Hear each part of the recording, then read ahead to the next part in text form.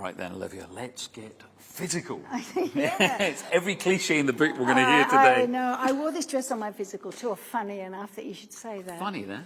And you know what's amazing? A lot of these clothes I've been looking around today, they're all back in fashion. This colour is the hot colour of pink. this year, and Yeah. it's back again. So this dress is really cool still. And you sewed all these on yourself? Oh, yes, of course. I sat in the bus and did them all by hand. Yeah. People just don't realise the work attention that goes to detail. into But this is it. This is the pièce de This résistance. is it, yes. This is the Grease jacket and pants, in case you didn't recognise that I wore at the end of the movie. And this is what I'm hoping will raise the biggest amount of money for your charity. For my Cancer Wellness Research Centre in Melbourne. Yeah. That's just brilliant. Yeah. I mean, when was the last time you wore this?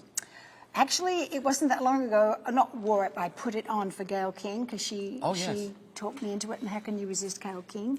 But I haven't actually done anything in it in many years. But I actually donned them so she could see that I could. Did you have one little last bop in it? I've had my last bop with Donna. Yes. Now, am I right? Is it movie myth? But you were sewn into the pants. That's true. Yeah. Really? Because the zip is broken, and so even when I tried them on in the trailer the first time, they had to sew me in, and the zip. They didn't want to change it in case it ruined the fabric or something, so they just sewed me into it. And the great thing is that not only was this very inspirational at the time, but even now, like Gigi Hadid, supermodel, dressing up as Sandy for Halloween. I saw that. I sent her a message and I said, "You could buy the original, Gigi." Good girl. You wear that old stuff, new stuff. I mean, yeah.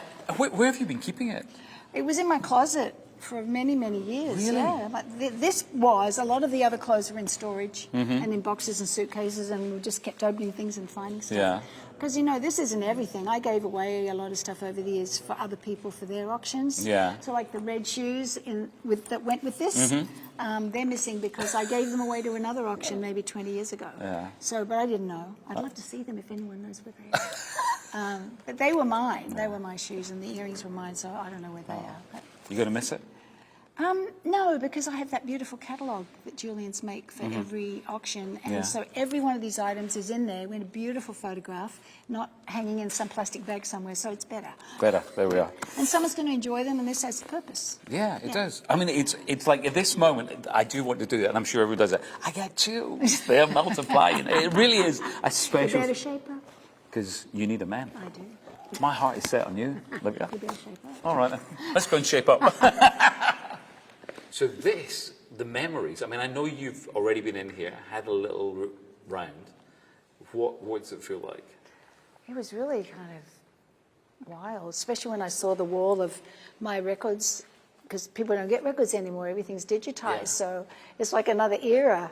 And to see them all at once, I've never seen them all at once. I've had a few in my hall, at a time, and when I was younger I had all that I had.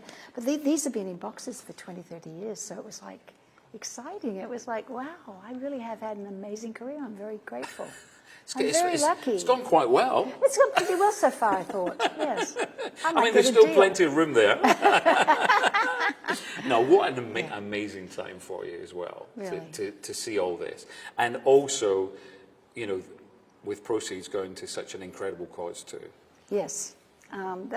That's really how it began, because about 2 years before the 40th anniversary of Grease, I had this idea of auctioning off the pants and jacket to raise money for my Cancer Wellness Centre in Australia. And then the 40th year was coming up, and unfortunately I broke my sacrum and I ended up being in my own Cancer Wellness Centre where the money for the jacket and pants are going to now go. So it was kind of ironic but beautiful irony, because it was perfect. It was serendipitous. It was meant to happen because I got to experience that wonderful centre that I helped raise money for. So it's all been an amazing experience. And so we couldn't do it on the 40th, so we decided the 41st might work. And luckily I met Julian's, the people from Julian's Auction, and Darren Julian, and he showed me a catalogue of, Bette Midler was the first one I saw, and I saw, gosh, she hasn't just got her iconic clothes, she has other things. I thought, I could do other things. I just read Marie Kondo, so it's time to simplify and just keep things I love. I love them all, but I'm not going to wear them again, and someone else will enjoy them, and they'll, a lot of these things are back in fashion.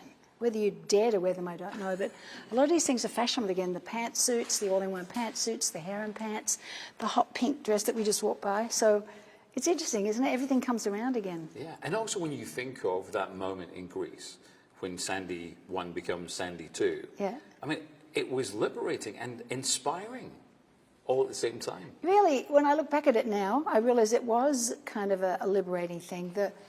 Sandy thinks that if she gets all dressed up like that, she's going to win his heart, and he thinks if he becomes a lettered athlete that. And it was all superficial because they really just loved each other. That was the basic ending, but it was a sweet idea for the film. Yeah. And the stage show, which was before that, Yeah, of course. well, we're talking 41 years. Was there ever a point that you fell out of love with Greece? Was there ever a point where you thought, I'm kind of over this, or I'm fed up talking about it? Has there ever been a moment like that? No, I mean, how could you? Yeah. I mean, I've only ever received beautiful experiences with it and from other people. And I think that's the main thing.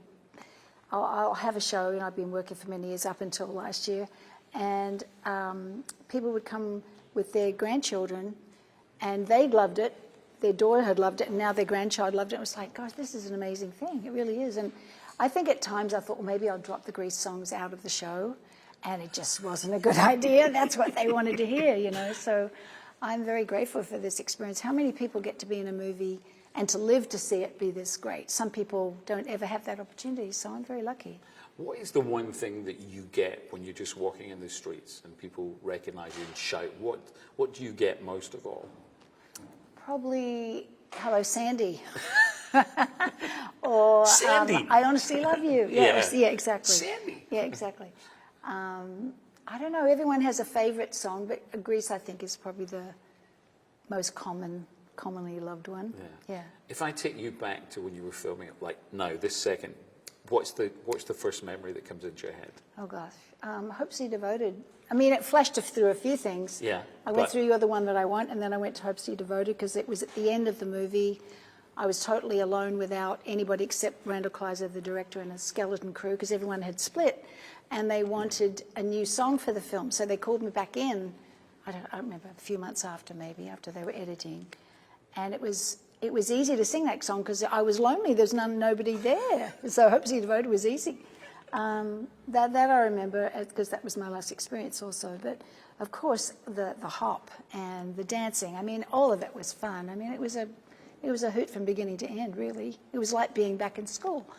But I never went to a school like that. I went to a school where the boys had one staircase and the girls had another, and we wore uniforms, and it was all very like you didn't talk to the boys, and you wore gloves and all that. So it was like, yes, I'm in a real American school. Yeah, it was fun. As you look around here in some of the costumes, when you think, did I really wear that? Yes. Well, actually. And when you think, I would like to wear it again now. Yeah, all of them if I could. Yeah.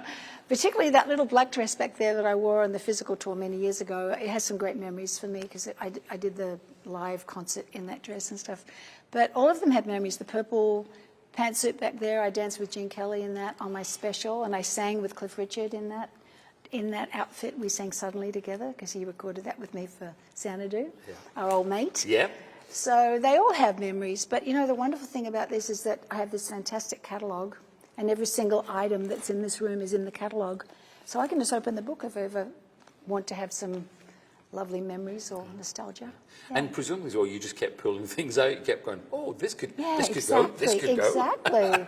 It was endless once I started. I didn't even realise how much memorabilia I had. Yeah. And I still have left. Yeah, that's the wild thing. Garage sale. Would you come round? Yeah. Were you ever into memorabilia yourself? Did you ever? Not really, No. no. I mean, I did. There were times I collected. What did I collect? I collected crystal things, which I still love. I love crystals because they reflect rainbows.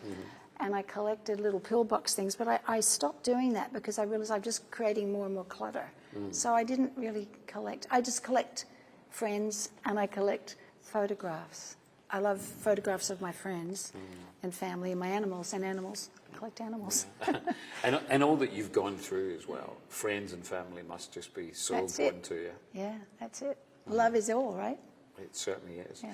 And your daughter too, as well? My daughter, a Chloe. very special relationship. We have a very special relationship. She's a wonderful girl, and I was really thrilled because this year she came to Australia with me to walk the cancer wellness research walk that we have every year. And she actually walked with me, and then she came to the hospital with me and met the patients, and that was very, very special. It was very, very special for me. When did you sit her down and say, just to let you know, Mummy's Sandy as well? Well, actually, she tells me that as a little girl, when I was gone, because I'd be on tour, she would play Grease to go to sleep.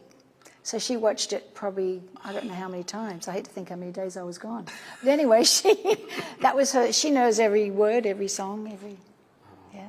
It seems like every year we talk about it, and then now we're going 41 years. And then you're back again with John for a meet and Grease event. I come up with different names every year too. Yeah. What is it like? Is it a bit like, you know, putting on a lovely old pair of slippers or something when you see John? Is it just Yeah, well, we've stayed friends this whole time. I mean, I don't think there's been a year we haven't seen each other. I don't think there has been. So this was a fun idea, and so we're going to show the sing-along. Mm-hmm. We're asking people to come in their favourite Grease outfits or whoever they love in the movie, and then we'll do a Q&A at the end. Mm-hmm. Yeah. And when you were in here earlier on, did you just have a nice little moment to yourself just to walk around? Well, I wasn't totally by myself, but I did have a moment. And particularly that wall. I mean, that wall is pretty stunning, isn't it? I mean, you've got the Grease with John at the end. Excuse me, I don't know if the camera can see it. And then we have the wall of my records, which people don't have, as I was saying. And that photo on the left is really important to me because I just received my Australian award, the Order of Australia, that was, in Canberra. And my Australian family were with me, my nephew and nieces, and we went outside to take a picture with my medal, and a rainbow came out right behind at that moment. Look at that. It's just like, it was just perfect. Oh. So they all have a special meaning, and that my nephew took the picture too. Yeah.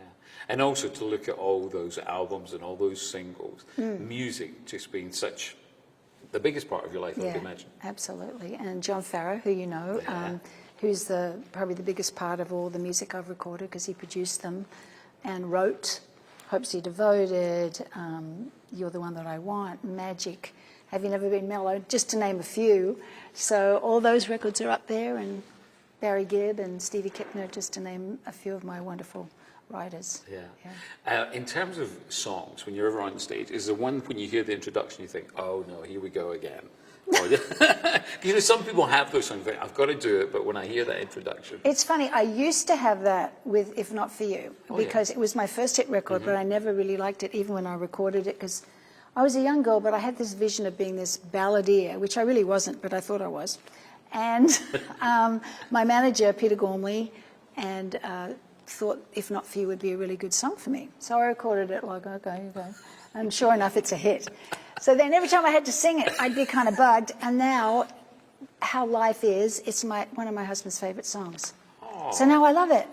Oh, it's a happy ending. Meaning, that is, isn't it? Isn't it's so funny that it all comes back right again. It comes around. And again, as we say every single time, that if you look at Grease, it puts a smile on people's face. That's what I absolutely love. Like even today, when I'm telling people I'm coming to meet with you, there's a smile. There's an incredible love for you, both obviously. Oh, thank you. Back in the UK, where you were, because sometimes people forget you weren't born in England. I was born in England, yeah. And then, I left when I was 5. Yeah. So I lost my accent very quickly. Yeah. Did you have any kind now of... I'm Australian. Yes. Did you have any kind of an accent? I probably did. I was probably one of those little children said, hey, Mummy. Hey, Mama. Hey, Mummy, may I please have? May I please have? Which I miss, actually, because I love the manners of English people. Yeah. What do you miss about England? I do miss that. The sense of humour. Yeah. The manners. Yes. Great afternoon tea. Yes. Good cup. I then how to make a good cup of tea. There's a lot of things. And the countryside, beautiful. My friend Susan George has a horse farm outside of London where I love to go, and she breeds these gorgeous Arabians. And I love the countryside there. It's gorgeous. Yeah. So what's next then? Because, I mean, again, we've kind of looked back a little bit today, but looking forward. Looking forward. Well, I'm doing those 3 shows with John in Florida. I don't know how that will go or we'll do more. Depends on how they go, I guess. And I'm looking forward just to some downtime and supporting my daughter in the things that she's going to be doing. And we may record again together because we had a #1 dance record together. I remember, yes. You Have to Believe, which was a big success, and it would be fun to work with her. So, but that's all I have in my mind right now. My book is out. I have a book out, and I keep writing little new chapters for that as new things happen. So I think that and raising funds for the centre is my focus. Yeah, it really is the most remarkable career, isn't it? Yeah, I'm very lucky. Yeah. I feel very grateful. Yeah, but you've worked exceptionally hard too. That's the other side of it as well, isn't it? I did work hard, and that is true. But you know, there's a certain amount of. I think I've been really lucky to have met the right people and to be in a movie like Grease. I mean, that's like a 1 in a billion chance that you'd be in a film and it goes on to be loved 41 years later.